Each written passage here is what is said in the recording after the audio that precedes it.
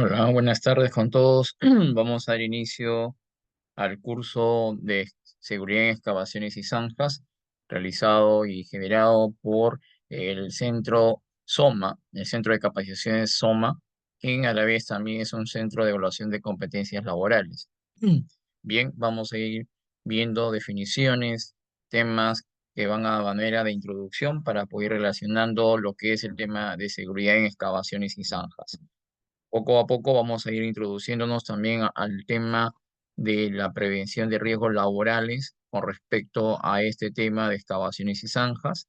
Al final del curso asincrónico de esta grabación van a haber algunas evaluaciones que van a tener ustedes, todos los participantes que escuchen este video.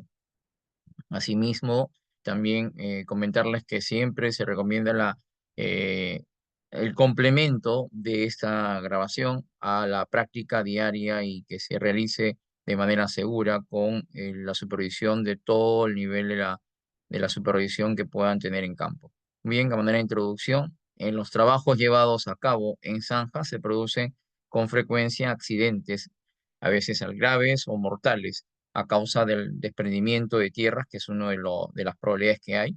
Por ello, es necesario adoptar aquellas medidas que garanticen la seguridad de los trabajadores que tienen que llevar a cabo labores en el interior de las mismas. Así también vamos a brindar como objetivos los conocimientos, técnicas y normas de seguridad para la supervisión eficiente en trabajos de excavaciones y zanjas. También identificar y conocer los tipos y características, aplicaciones en los diferentes tipos de zanjas y excavaciones. Es decir, existen definiciones exactas de lo que es una excavación. Vamos a ver excavaciones que pueden ser muy superficiales, como de repente una calicata, un hoyo, como que también pueden haber excavaciones verticales, llámense a los pozos, excavaciones que de repente van a ser largas, poco anchas, angostas y también a veces profundas o no. Y esas características van a determinar el nombre de la excavación muchas veces. Aplicar los diferentes criterios, mecanismos y normas de seguridad para implementar medidas de seguridad que minimicen los incidentes en el proceso de trabajo.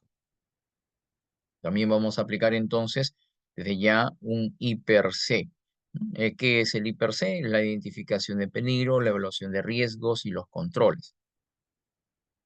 A esto vamos a sumar que el IPER-C se debería considerar como una buena herramienta de gestión, ya que esto sería muy poderosísimo tenerlo en manos de personas que realmente quisieran aplicar la seguridad y prevenir los accidentes en el trabajo.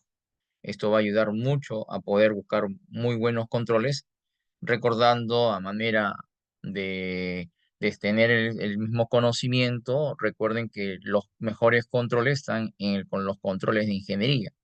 Sin embargo, también es importante destacar que en algunos aspectos vamos a primar con la eliminación del peligro si es que es dable de acuerdo a la actividad o tarea que se realice. Leyes normativas, por ejemplo, aquí vamos a hablar un poco de las normas OSHA, la 1926, que se refiere a la seguridad durante la construcción. También vamos a citar a la G050, la norma de construcción en el Perú. Leyes como la 29783, Ley de Seguridad y Salud en el Trabajo. Decreto Supremo 005, la modificatoria. Y por ahí normas técnicas peruanas que también aplican a este tipo de conocimiento en excavaciones y zanjas. Luego también vamos a ver algunos reportes, algunos incidentes que han ocurrido y cuál sería la forma de prevenir este tipo de riesgos que deberían controlarse. También tenemos definiciones, como ya habíamos participado en el inicio de esta grabación, que es una excavación. Definitivamente hay muchos criterios, muchos conocimientos que pueden muchas veces ahondarse o también a veces confundir al personal. Entonces, de una forma sencilla, una excavación es una depresión en la superficie del terreno producida muchas veces por el hombre, pero también cabe recalcar que puede ser hecha por la naturaleza, de forma natural. Un hundimiento, depresión, deformidad en la superficie del terreno también es llamada excavación. En este caso no estamos colocando una medida porque esto es a manera general. En ciertos patrones sí, puede ser que en la industria de la minería puedan definir con respecto a partir de cuándo ya necesitan un permiso de excavación. Puede ser que lo consideren a partir de 10, de 30 centímetros de profundidad para poder ya controlar los riesgos a los cuales se pueden exponer las personas, los trabajadores. Sin embargo, a manera general, OSHA tampoco define una, una profundidad exacta de decir a partir de aquí es una excavación. No, entonces ni debajo del nivel cero, ya cualquier movimiento de tierra o de presión de la superficie se considera una excavación. ¿Ok? Entonces tenemos en cuenta que una excavación va a ser considerada tal y como estamos conversando, tal y como se está definiendo, y puede ser hecha obviamente por el hombre, por la naturaleza, de una forma muy natural, pero también hecho de repente con la ayuda de maquinarias, equipos, como ya hace, por ejemplo, una excavadora. Ahí se observa en la imagen una retroexcavadora o un mini cargador, que sería el apoyo de, de estos equipos. ¿Ok? También vamos a hablar un poco de lo que es una zanja, porque muchas veces se confunde que podría tenerse a bien decir que es lo mismo. Hay una pequeña acotación que hay que tener muy claro para diferenciar la definición de ambos términos. Zanja lo vamos a definir como una excavación larga y angosta. Normalmente larga y angosta, pero a veces puede ser hasta profunda, ¿sí? Va a depender mucho de las características que se elija hacer la excavación para cierto tipo de actividades o tareas que se realizan. Entonces, una excavación es cualquier depresión de la superficie de terreno, el movimiento de terreno, el movimiento de tierra, ¿sí? Y que puede ser hecha tanto por el hombre como por el apoyo de una máquina. Pero cuando esta excavación es larga y angosta, ya lleva el nombre de zanja. Esa es la diferencia, digamos así, para poder diferenciarlo, pero al final una zanja es una excavación, sino con ciertas consideraciones geométricas, consideraciones físicas que se van a ver en campo, que esa excavación tiene una particularidad y esa es una excavación larga y angosta. Bien, vamos a ver definiciones, como por ejemplo un talud. ¿Qué es un talud? Ya habiendo comenzado la excavación, vamos a entender al talud como una pendiente natural o artificial de descanso del material que proviene o evita su caída. ¿Qué quiere decir? Con respecto al plano horizontal, lo que se comience a tener como inclinación, esta superficie de terreno en plano horizontal, aquí, de la flecha se ha movido un poco, también o está señalando hacia otro tipo de talud. Aquí tenemos un descanso, aquí en la superficie, en la parte horizontal, que hace de una excavación. Hay un corte en el terreno que tiene un grado de inclinación. A eso llamamos talud. Entonces, la inclinación del terreno con respecto a su base horizontal, a eso llamamos talud. En este caso se observa a un equipo o un vehículo pesado, es un mixer que está bombeando, perdón, que está derramando concreto, ¿sí? Este mixer está vaciándose el concreto con un chute, digamos una extensión de la salida de este camión, que es la mezcla del cemento, ¿sí? Y esta mezcla de concreto pues está siendo enviada y que por gravedad hacia digamos, una improvisación de repente triplays, material que haga que resbale el concreto para poder llegar hasta un punto donde se debe llegar a vaciar ese concreto y armar lo que podría ser de repente un muro pantalla, podría ser una losa, podría ser una banqueta, etcétera, una escalera. Entonces, hay personas que están aquí que son normalmente por la identificación de su chaleco, su uniforme, como parte de los mixer, son personas que se encargan del vaciado de concreto hasta este punto. Luego están los trabajadores que reciben el concreto y ellos son los que van a dejar ya el concreto en su punto final y dar las últimas actividades con este concreto, como de repente el regleo, de repente ya un frotachado, etcétera. Bien, entonces esto es una pendiente en un grado de inclinación, a esto llamamos talud.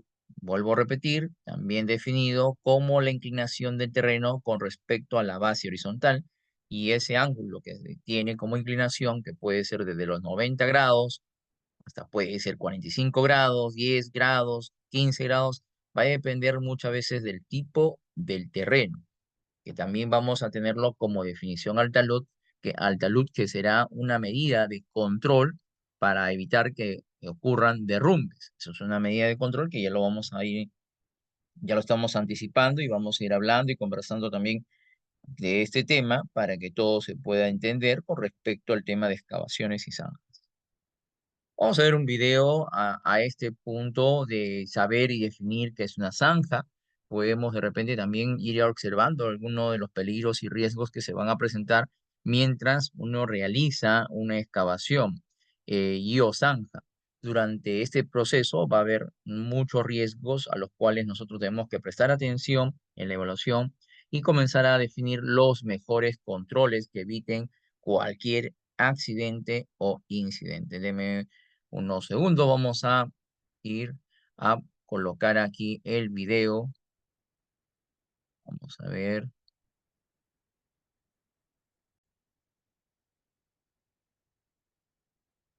Bien, vamos a ver entonces el video. Vamos. Trabajar en zanjas y excavaciones es una de las operaciones de construcción más peligrosas, y los derrumbes o desmoronamientos de las zanjas representan una seria amenaza para la vida de los trabajadores. Una excavación es cualquier corte hecho por el hombre en la superficie de la tierra, que se forma por la remoción de tierra. Una zanja es una excavación estrecha, con una profundidad mayor que su ancho, pero no tiene un ancho superior a 15 pies. El uso de sistemas de protección y prácticas de trabajo seguras puede minimizar los riesgos del trabajo en zanjas para los trabajadores. El mayor riesgo que enfrentan los trabajadores durante los trabajos de excavación de zanjas es el riesgo de muerte por hundimiento del suelo. Pero otros peligros potenciales incluyen que los trabajadores caigan a la zanja, atmósferas peligrosas causadas por gases tóxicos, humos o vapores que ingresan a la zanja, materiales u objetos que caen en una excavación, como la tierra eliminada de una zanja o herramientas y materiales, servicios subterráneos dañados que pueden exponer a los trabajadores a atmósferas explosivas o peligrosas, electrocución o ahogamiento, e incidentes relacionados con equipos móviles, como ser golpeado por una excavadora. Para minimizar estos riesgos, debe realizarse una planificación previa, antes de excavar, para garantizar operaciones seguras de excavación y cavado de zanjas. Antes de comenzar cualquier excavación, una persona competente debe realizar una evaluación en el lugar de trabajo, que incluye evaluar las condiciones del suelo para determinar su estabilidad, localizar y marcar los servicios públicos subterráneos existentes, lo que se puede hacer llamando al 811, el Servicio Nacional, llame antes de excavar. Elegir los sistemas de protección adecuados para evitar derrumbes. Proporcionar un medio seguro para entrar y salir de la zanja o excavación. Prueba de atmósferas peligrosas dentro de la zanja, si es necesario. Identificar las líneas eléctricas aéreas y mantener distancias adecuadas para mantener la seguridad. Y planificar el control del tráfico cerca del área de trabajo. La persona competente es responsable de la seguridad de los trabajadores en una zanja o excavación y debe inspeccionarlos todos los días para identificar y eliminar cualquier condición peligrosa antes de que cualquier trabajador pueda ingresar. Esto se debe a que las condiciones de la zanja pueden cambiar, como por ejemplo, después de una tormenta. El peso del suelo puede variar, pero una buena regla general es que un metro cúbico de suelo puede pesar aproximadamente 3.000 libras, y la tierra que cae 6 pies puede golpear a un trabajador con tanta fuerza como una camioneta que va a 35 millas por hora.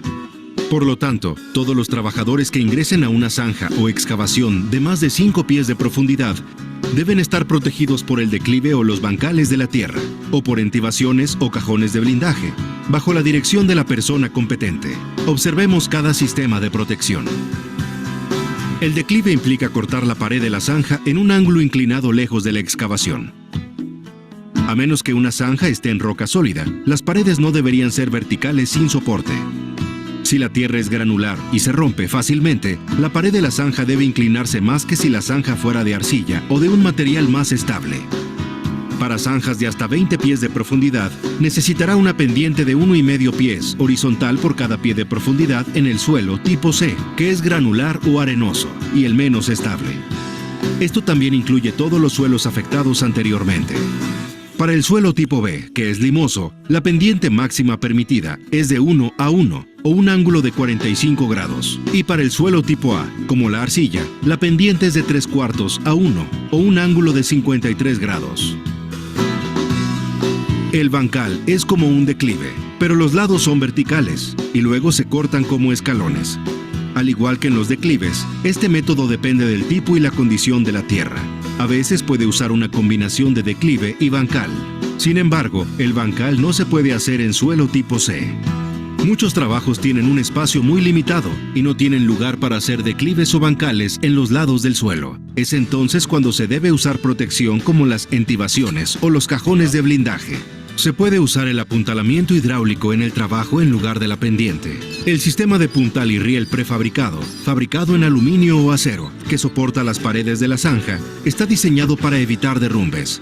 Recuerde, todos los apuntalamientos hidráulicos deben diseñarse y configurarse de acuerdo con las reglamentaciones de OSHA, las especificaciones del fabricante o los diseños de los ingenieros. Una caja o blindaje de zanjas es otra opción para evitar que las paredes colapsen. Las cajas de zanjas son un sistema de protección de uso frecuente para la instalación de líneas de servicios públicos, como las líneas laterales. También brindan protección a los trabajadores dentro de la zanja cuando no se pueden usar declives. Por lo general, es una pieza, por lo que es más fácil de instalar que otros sistemas de apuntalamiento. Una vez que se excava la zanja, la caja se coloca en el agujero y los lados de la caja sostienen las paredes de la zanja. La caja debe estar en buenas condiciones y ser del tipo adecuado para la profundidad y el tipo de suelo de la zanja. Cuando se usan correctamente, los lados estarán asegurados y mantendrán a los trabajadores seguros dentro del sistema de protección.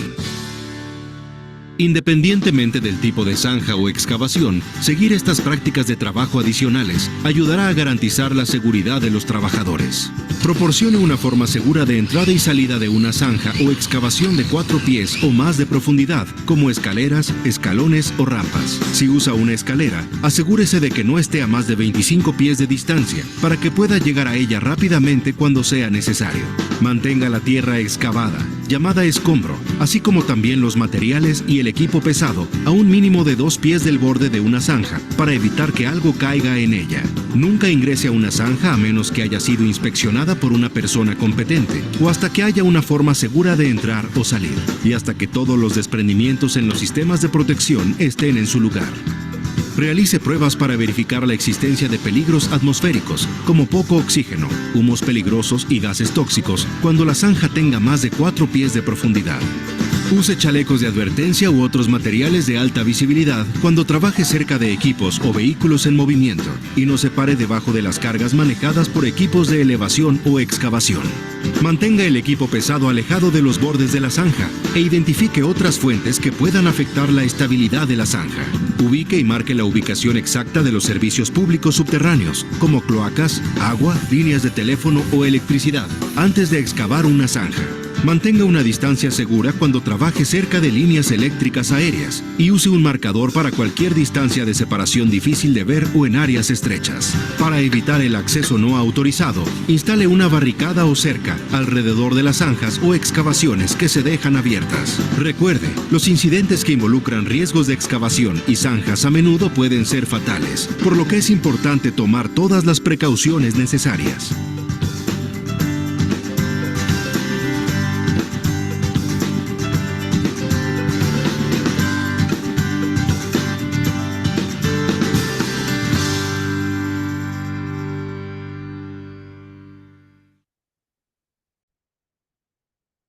Bien, entonces, escuchado el video, hemos visto a grandes rasgos todas las definiciones de lo que vendría a ser una excavación y una zanja. También vamos a entender que hay peligros y riesgos, medidas de control que ya lo hemos escuchado en el video, pero que vamos a ir también y un poco conversando acerca de estos controles que debemos dar para evitar que esto nos generen accidentes, que es el objetivo de este curso, seguridad en excavaciones y zanjas. Muy bien, también vamos a ver los sistemas de clasificación de suelos. Quiere decir que vamos a revisar qué tipo de suelos existen. Existen lo que vendría a ser el tipo A, el tipo B y el tipo C. Vamos a indicarlo como 3 tipos. Vamos a ponerlo de forma muy general, ya que existen muchos tipos de suelos también. pero vamos a clasificarlo de una forma sencilla. Vamos a poner el tipo A como el terreno duro, estable, que podría ser en lo que vendría a ser roca.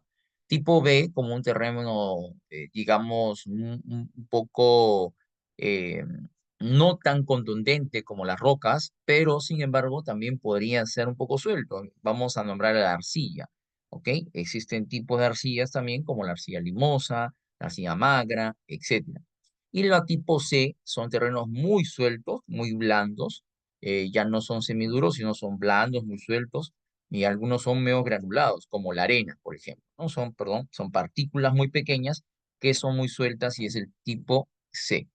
Entonces, vamos a ver clasificaciones de los suelos de acuerdo a esto.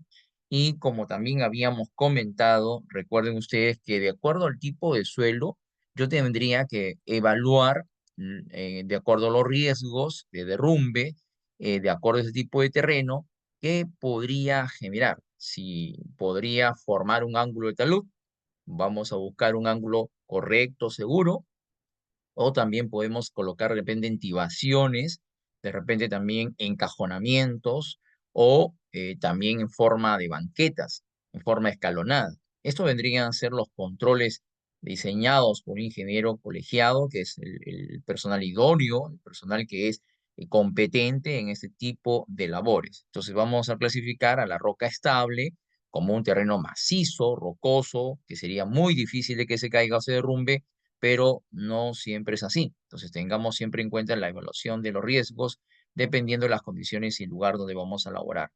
El tipo A, suelo cohesivo con resistencia de compresión que puede llegar a 1,6 kilogramos por centímetro cuadrado. Llámese arcilla limosa, arcilla arenosa y suelos resistentes. El tipo B, suelo cohesivo con una resistencia a la compresión no confinada de 0,5 kilogramos por centímetro cuadrado y menor a, eh, do- perdón, menor a por kilómetros, kilogramos por centímetro cuadrado, 1 kilogramo por centímetro cuadrado, cieno, como por ejemplo la greda arenosa, la arcilla mediana, roca, desmoronable, arcilla limosa. Entonces tenemos hasta ahí 2 a 3 tipos de terreno y el tipo C, que es el suelo cohesivo con una resistencia de compresión no confinada de 0,5 kilogramos por centímetro cuadrado. Estos suelos granulares como arena, grava y arena arcillosa, suelo sumergido o suelo en el cual el agua filtra libremente o roca sumergida que no es estable. Entonces, esto es lo que vendría a ser la clasificación de los suelos. Nuevamente estamos redundando para que quede claro y que ustedes estén seguros de lo que están haciendo y cómo es que van a evaluar esos peligros o esos riesgos que se presentan en la zona de trabajo. Así también tenemos diseños de zanjas o excavaciones de acuerdo al tipo de terreno. Y justamente habíamos hablado de formar ángulos con el talud que podrían ayudarnos, como por ejemplo en una roca estable, el terreno puede jugar tranquilamente evaluando las condiciones, que no se pueda derrumbar con un ángulo de 90 grados. El ángulo de 90 grados quiere decir que es recto prácticamente, parado, y que no habría muchos riesgos. Sin embargo, vuelvo a repetir, evaluar los riesgos de las condiciones de alrededor, puede también aumentarse el tema de vibraciones, empuje de terreno, máquinas pesadas, etc. Entonces, dependiendo de las características del terreno y la zanja, existen diversas consideraciones a tomar en cuenta en el diseño de esta. Además, la clasificación de roca estable va a permitir un ángulo de 90 grados. El tipo A, entibación en excavación desde 1,5 metros de profundidad, talud a 53 grados. Entonces, esto es lo que podría darse en el tipo A. Roca estable, 90 grados. En el tipo A, con 53 grados centígrados, perdón, 53 grados de inclinación, podemos ya jugar una apertura de la excavación controlando los riesgos de derrumbe. Como ustedes ven, pueden ver que incluso la inclinación permite ver una figura como en una V hacia afuera, que es lo más seguro. Y 3/4 en su ancho, dice, ¿no? Por 1 metro de alto, de repente, en ambos lados. También vamos a ver acá, dependiendo de las características del diseño, nuevamente tipo B, intibación en excavaciones desde 1,5 metros de profundidad con taludes de 45 grados, teniendo en cuenta que puede darse un banco igual a 1 en el ancho y por 1 a lo alto en ambas. También el tipo C, intubación en excavaciones desde 1.5 metros de profundidad con taludes de 34 grados de inclinación.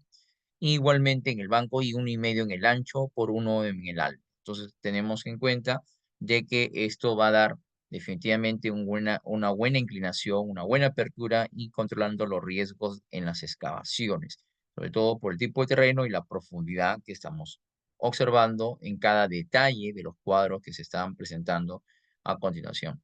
También algo para poder resumir de lo que ya hemos estado teniendo en cuenta es este cuadro. En este cuadro nosotros podemos tener la referencia cuál sería el ángulo más seguro en grados, teniendo en cuenta el tipo de terreno, como por ejemplo rocadura, hemos hablado que puede tener un ángulo de 90 grados cuando el terreno es seco, pero si el terreno es húmedo, 80 grados, ya va reduciendo el ángulo del talud.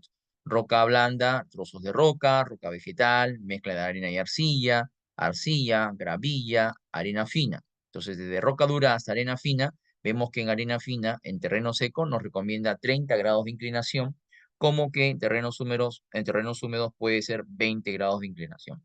Quiere decir que cuando se trate de arena, el ángulo del talud tiene que ser mucho más echado hacia afuera en forma de una V. El reforzamiento del cerco de protección también es importante, no dejar material muy cerca al borde del talud para evitar que se derrumben, que haya colapsos de estructura, evitar el peso que se concentre a los bordes y o que pueda rodar elementos que podrían caer por gravedad, generando un riesgo de caída de objetos o elementos sobre el personal.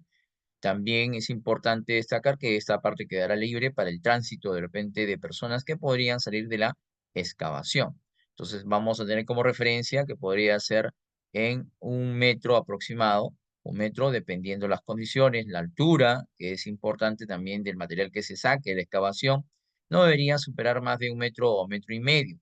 Deberíamos considerar que lo suficiente o máximo sería de repente 1 metro de altura y a una distancia del borde hacia afuera a 1 metro.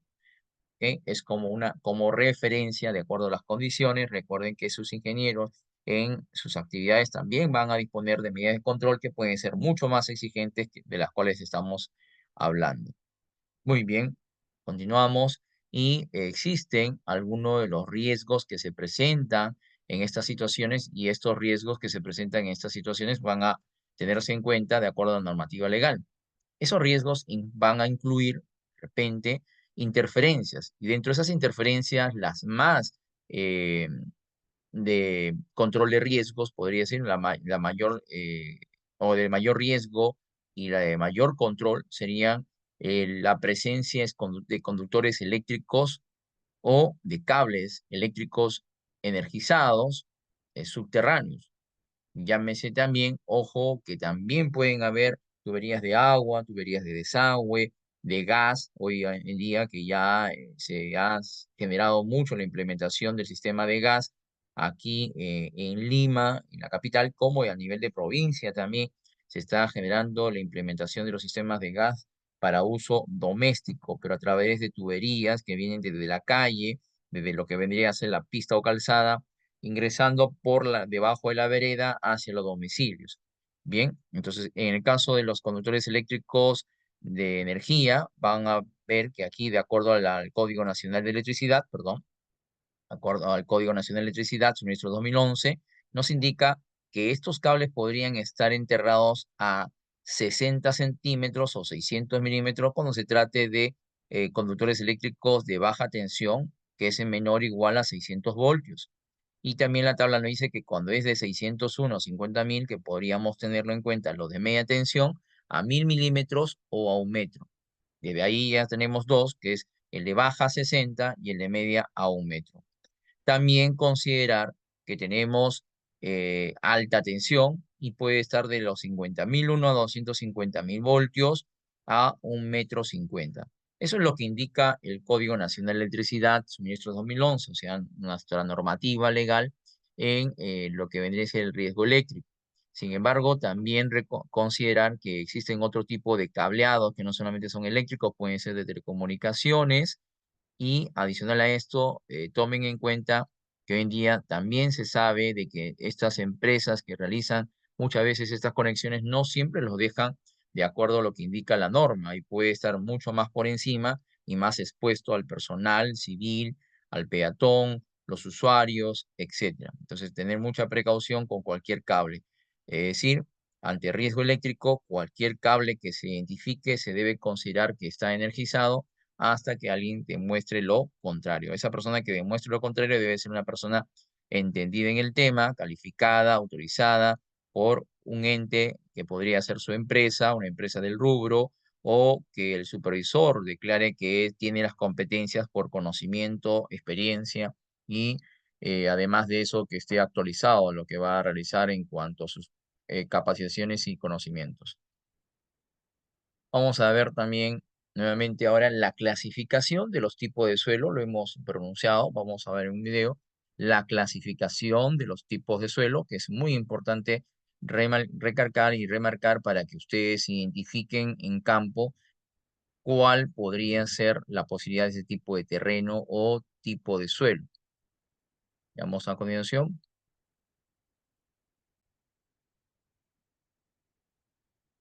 ¿Listo? Bien, muchachos, entonces vamos a seguir viendo en este video los tipos de suelo. De la construcción mueren cada año en el trabajo. Uno de los tipos de trabajos para la construcción más peligrosos es el zanjeo, donde mueren 40 trabajadores de la construcción cada año. Los trabajadores pueden morir o sufrir lesiones graves al quedar atrapados, aunque sea solo por unos minutos, en el derrumbe de una zanja. Pero estas muertes pueden evitarse. En este video verán uno de los pasos que los empleadores deben seguir: la clasificación del suelo, para poder realizar el trabajo de zanjeo de forma segura. Este video no pretende ser una herramienta educativa completa. Más bien sirve como una introducción para aquellas personas que desean saber más. Los empleadores tienen la responsabilidad de proporcionar un lugar de trabajo seguro y el equipo de protección requerido. Verán cómo contar con la información sobre una obra de construcción puede ayudar a salvar vidas. Cada trabajador que entra en una zanja debe estar protegido de los derrumbes por un sistema de protección cuando la excavación supera los 5 pies de profundidad. A menos que se esté perforando piedra estable, no es obligatorio usar un sistema de soporte si la profundidad de la zanja es menor de 5 pies. Y la evaluación de una persona competente indica que no hay probabilidad de derrumbes. Una yarda cúbica de tierra puede pesar tanto como un automóvil, alrededor de 3.000 libras, y se presenta de muchas formas. Algunos tipos de suelo son estables y otros no lo son. Al cavar una zanja es importante conocer el tipo de suelo con el que se está trabajando para saber cómo realizar la inclinación, las bancadas o apuntalar la zanja. Esto puede ayudar a prevenir un derrumbe. OSHA requiere que los empleadores tengan una persona capacitada que determine el tipo de suelo. Una persona competente o capacitada es alguien que puede identificar las condiciones que pueden resultar peligrosas para los trabajadores, quien además tiene autorización para corregir los peligros. Todas las zanjas de más de 5 pies de profundidad deben seguir los reglamentos de OSHA. Los anexos de las normas para excavaciones de OSHA muestran los diferentes tipos de sistemas de soporte que pueden utilizarse en profundidades que alcancen los 20 pies como máximo. En toda excavación superior a 20 pies de profundidad debe usarse un sistema de protección aprobado por un ingeniero profesional. En todas las excavaciones, una persona competente debe realizar una investigación exhaustiva todos los días o cuando alguna de las condiciones de la zanja cambie, para identificar y eliminar cualquier peligro potencial.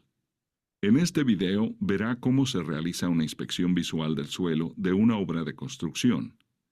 También verá cómo evaluar el suelo, usando 3 de los métodos más comunes: la prueba de plasticidad, prueba de penetración del pulgar y la prueba del penetrómetro de bolsillo. A fin de obtener mejores resultados, OSHA recomienda que la persona competente use más de uno de estos métodos para evaluar el suelo. Conocer el tipo de suelo permite determinar el sistema de protección adecuado para proteger a los trabajadores cuando están realizando trabajos de excavación. El suelo puede ser cohesivo o granular. El suelo cohesivo contiene pequeñas partículas y suficiente arcilla para que el suelo se adhiera a sí mismo. Cuando el suelo es más cohesivo, es porque tiene mayor cantidad de arcilla y presenta menos probabilidades de que se produzca un derrumbe. Los suelos granulares están formados por partículas gruesas como la arena o la grava. Este tipo de suelo no se adhiere a sí mismo. Cuando el suelo es menos cohesivo, se necesita llevar adelante mayores medidas para prevenir un derrumbe. OSHA utiliza un sistema de medición llamado fuerza de compresión para clasificar cada tipo de suelo, que es la cantidad de presión necesaria para que el suelo colapse. Este valor se presenta usualmente en unidades de toneladas por pie cuadrado. Los suelos pueden clasificarse como tipo A, tipo B o tipo C. El suelo tipo A es el suelo más estable para excavar. El suelo tipo C es el menos estable. Es importante recordar que una zanja puede atravesar más de un tipo de suelo. Veamos cada tipo de suelo. El suelo tipo A es cohesivo y tiene una alta fuerza de compresión, 1.5 toneladas por pie cuadrado o más. Dentro de los suelos tipo A encontramos la arcilla limosa, la arcilla arenosa y el suelo franco arcilloso. Un suelo no puede clasificarse como tipo A si presenta fisuras, si ha sido intervenido anteriormente, si presenta filtraciones de agua o si está sujeto a vibraciones causadas por tránsito pesado o martinetes. El suelo tipo B es cohesivo y a menudo presenta fisuras o ha sido intervenido con fragmentos que no se adhieren tan bien como en el suelo tipo A. El suelo tipo B presenta una fuerza de compresión media, entre 0.5 y 1.5 toneladas por pie cuadrado.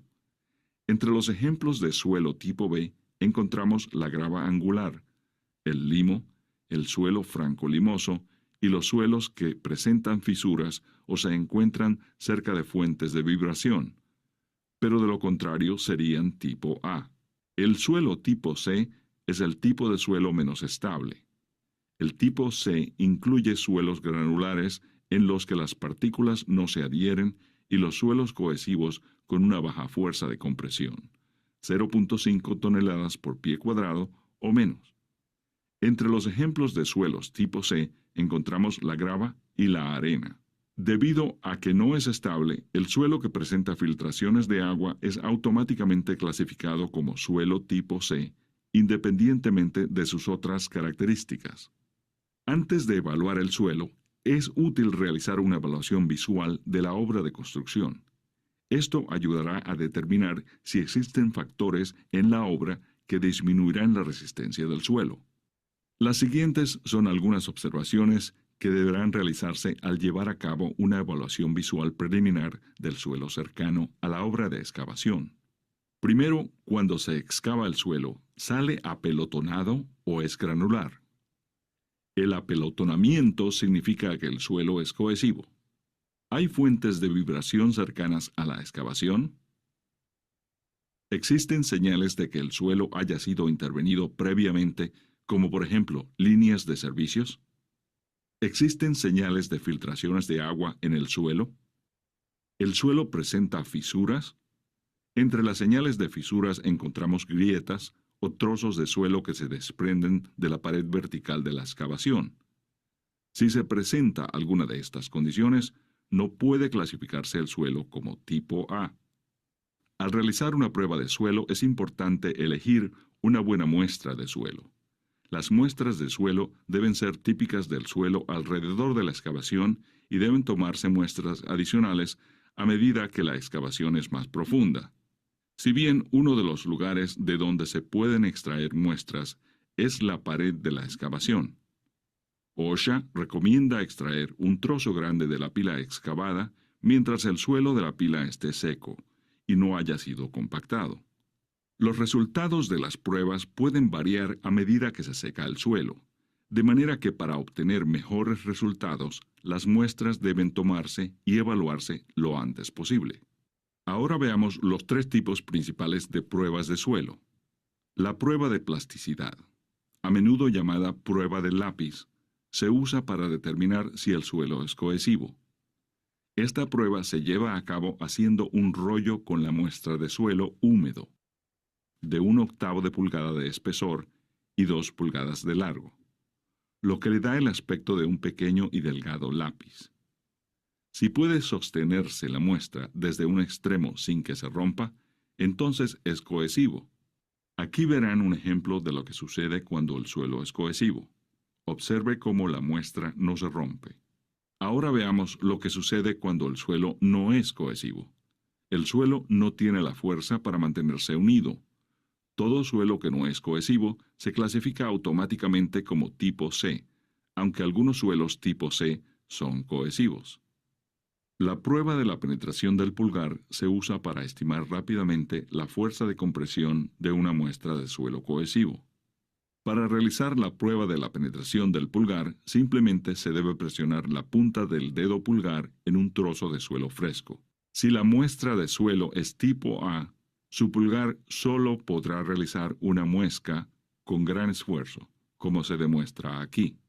Si la muestra de suelo es tipo B, el dedo se hundirá en el suelo hasta el final de la uña, de este modo. Si la muestra de suelo es tipo C, el pulgar se hundirá completamente en el trozo de tierra, como puede apreciarlo aquí. Sus resultados probablemente no coincidan exactamente con las descripciones anteriores, sino que se encontrarán en un rango dentro de los resultados inclinados. Para obtener una medida numérica, puede realizarse una prueba con un penetrómetro de bolsillo. Usando un penetrómetro de bolsillo se puede obtener un valor numérico de la fuerza de compresión del suelo.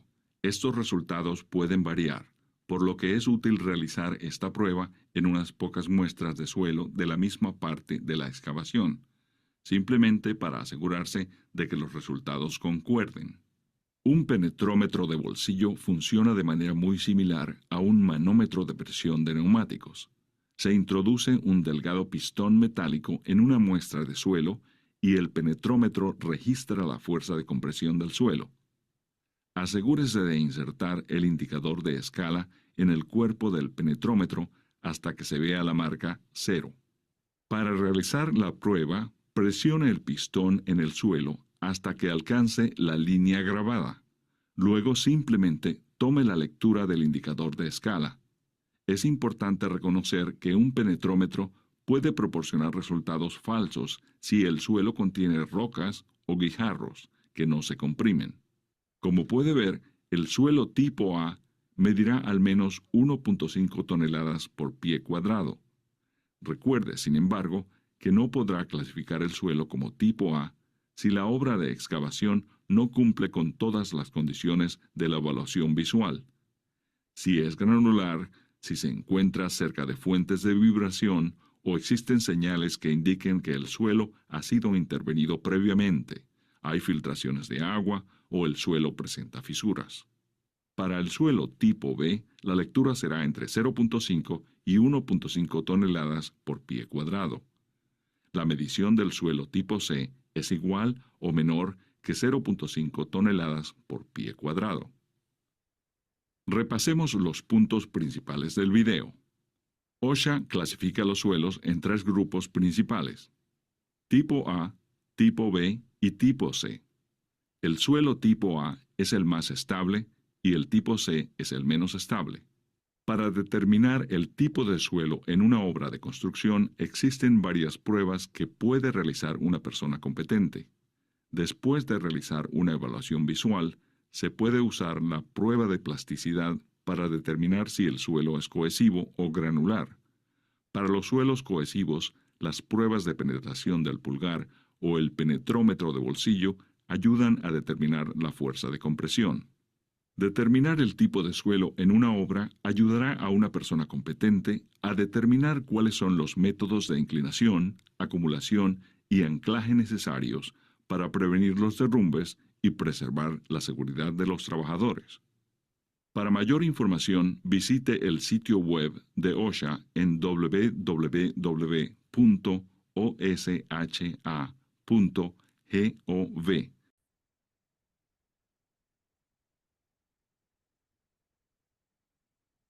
Bien, continuamos muchachos. Entonces, ya estamos dilucidando mejor el tema de la clasificación de los suelos gracias a este video explicativo.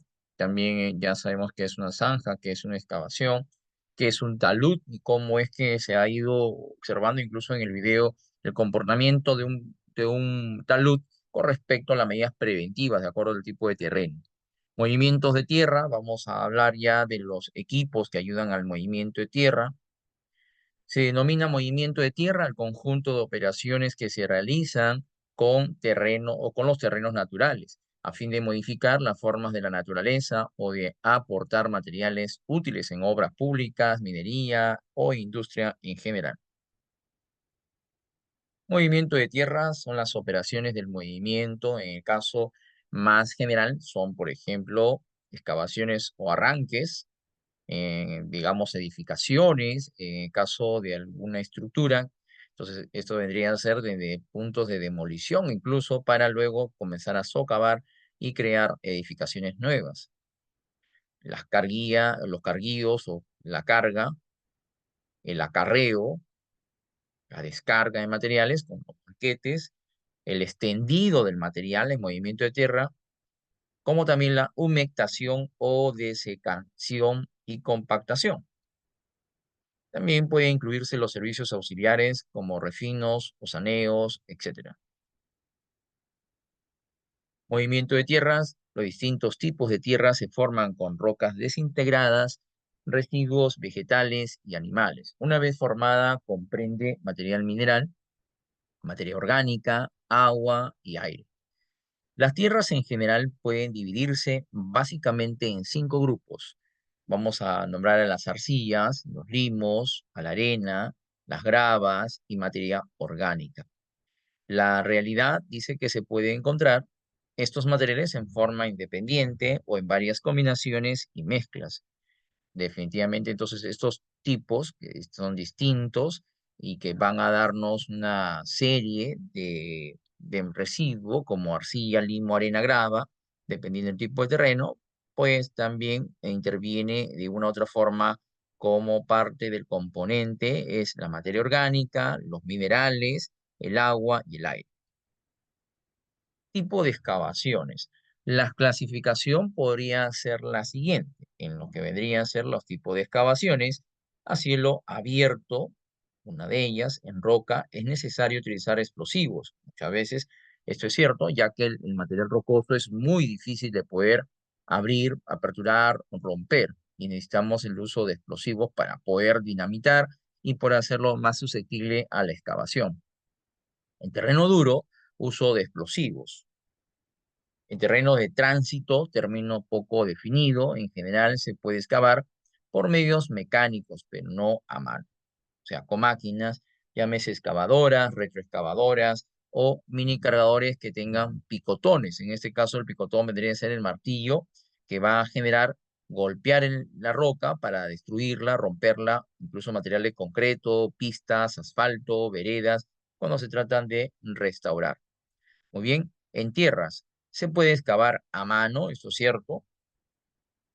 En fangos es necesario emplear medios especiales de transporte o hacer una desecación previa. Entonces, en este caso, se seca el terreno. Una vez que esté seco, ya es mucho más frágil de poder y manipular para poder excavar y sacar el material. Todos los trabajos pueden hacerse en caso sea en terreno seco o con agotamiento a nivel freático por debajo del plano de excavación. En estos tipos de excavaciones a cielo abierto hemos visto varias series o distintas condiciones, y ahora vamos a ver también que pueden hacerse excavaciones subterráneas. Tenemos como ejemplo a la minería, ¿sí? A la gran minería, donde son minerías formales, que ya establecen procedimientos y estándares que van a regular que se realice con la mayor seguridad por las condiciones que allá existen. También vamos a ver que se forman túneles, galerías, pueden llevarse también a cabo este tipo de excavaciones que serían formando túneles, como por ejemplo lo que se está sucediendo hoy en día en nuestra actualidad aquí en el Perú, en la capital de Lima, con el metro, la línea 2 del metro de Lima. También va ya a estar en concordancia, como ustedes saben, de repente ya a inicios en este año 2024 de la implementación para los nuevos proyectos del tren bala, el tren que va a generar pasar por el subsuelo con este tipo de excavaciones, o sea, a través de túneles. Entonces también son construcciones que se están llevando a cabo y que es parte de un proceso. Este proceso tiene que ver con excavaciones subterráneas. En túneles y galerías normalmente es necesario el uso de explosivos o topos según longitud y tipo de terreno. También debe tener sección suficiente para permitir el uso de medios mecánicos de excavación, carga y acarreo, mayores de 3 metros cúbicos. También se utilizan rizadoras y martillos de percusión, los escudos cuando los terrenos son inestables, o sea, las paredes se tienen que asegurar para que no puedan venirse abajo y ocurrir un derrumbe. En pozos, excavaciones en vertical o casi vertical, teniendo en cuenta que debe ser extraídos los productos por elevación, o sea, con el uso de equipos, una maquinaria, y puede ser winches, puede ser trípodes, etcétera. También existen otros tipos como son las excavaciones subacuáticas. Otro ejemplo son aquellas en las que no es posible una actuación desde tierra, siendo necesario el empleo de material flotante o medios análogos. Según la naturaleza del fondo, se pueden clasificar en arenas y fangos, que se pueden transportar por tuberías, los productos de excavación mediante bombas y dragas de succión. Llámese, por ejemplo, cuando hacen eh, alguna explotación de petróleo, puede ser en lugares como estaciones marinas, también puede hacerse en lugares como por ejemplo aquí en el Perú y ya se ha hecho en la selva, en lugares fangosos, pero con intenciones de poder sustraer minerales, en este caso la extracción de petróleo o el crudo. Y pues estamos nuevamente tocando el tema de arenas y fangos. Se pueden transportar por tuberías los productos de excavación mediante bombas y dragas de succión. También asimismo fondos moderadamente duros, arenas consolidadas y rocas blandas, dragas de succión con cabe al cortador. Fondos duros. Mediante dragas de arranque o rosario, el material extraído no puede transportarse por tubería, por componerse normalmente de trozos grandes. Rocas mediante el martillo, romperrocas o voladuras subacuáticas. Existen unas brocas con una punta diamantada, que es lo que realmente hace que se genere la perforación para poder llegar a hacer este tipo de excavación. Y obviamente con el uso de equipos o máquinas de gran intensidad en la perforación. También estamos viendo que el apoyo mecánico puede darse con medios como estos de aquí llamados equipos de línea amarilla. Ya hemos nombrado algunos, en este caso podemos citar a los tractores como el bulldozer, ¿ok? Esto sobre oruga, medios mecánicos de excavación. Los bulldozers son tractores dotados de una cuchilla frontal rígidamente unida a él que forma un ángulo de 90 grados con el eje del tractor. La cuchilla tiene movimientos verticales, de arriba a abajo o abajo a arriba. Se emplea para realizar excavaciones superficiales en terrenos compactos para la limpieza de capas vegetales y extendido de tierras y áridos, o sea, normalmente para extender la tierra. La distancia óptima de trabajo es hasta 100 metros y velocidades hasta 10 kilómetros por hora montado sobre oruga y hasta 25 kilómetros por hora montado sobre neumáticos. O sea, existen de los dos. Siguiente. Luego vamos a ir viendo algunos videos también más adelante de los empleos de estos equipos y máquinas en los procesos de excavaciones y zanjas, en el movimiento de tierras que también se da en este ámbito. Medios mecánicos, entonces, podemos tener a los trallas. Las trallas son máquinas diseñadas para realizar simultáneamente la excavación, el transporte y el extendido de tierra. Se emplean en obras lineales de movimiento de tierras, canteras, canales, etc.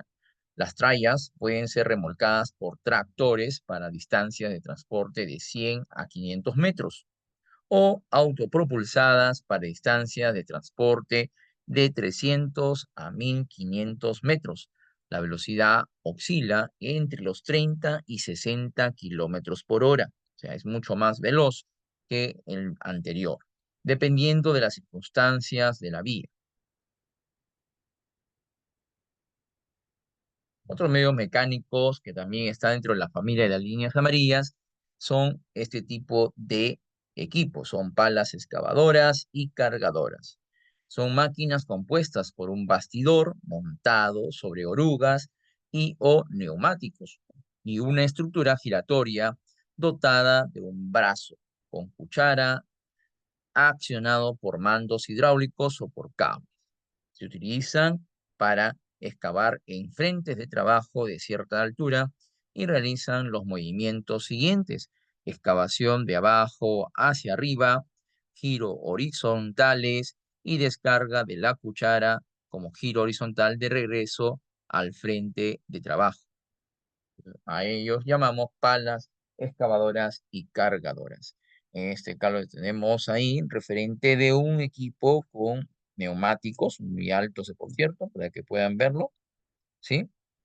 Una cabina donde está el operador y con un brazo hidráulico que permite, pues, sosacar material, transportarlo y descargar.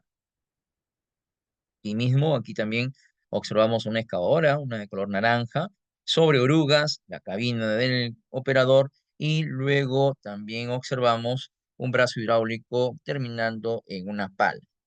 La pala que va a rasquetear, que va a jalar el material del terreno para ir socavando y poder ir ejecutando la excavación.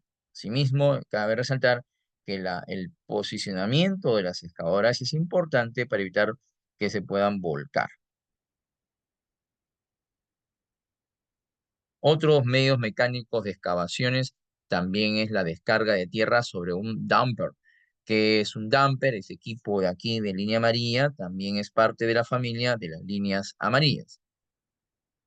Entre esto podremos citar a los camiones y dumpers, medios mecánicos de excavaciones, el transporte de material excavado a vertedero o algún lugar de empleo. Es muy usual en las obras. Esta operación comprende el transporte de tierras sobrantes de la excavación a vertederos o bien el transporte de las tierras necesarias para efectuar un terraplén o uno de los rellenos que puede dar lugar a descargar el material que se ha extraído y que se ha transportado en estos tipos de camiones tipo dumpers, ¿no? Tipo volquetes, como pueden ver ahí, con una tolva para poder llenar una cantidad necesaria de material, transportarlo y luego descargarlo, que es parte de lo que es la finalidad de estos tipos de procesos de trabajo para poder seguir con el tema de excavaciones.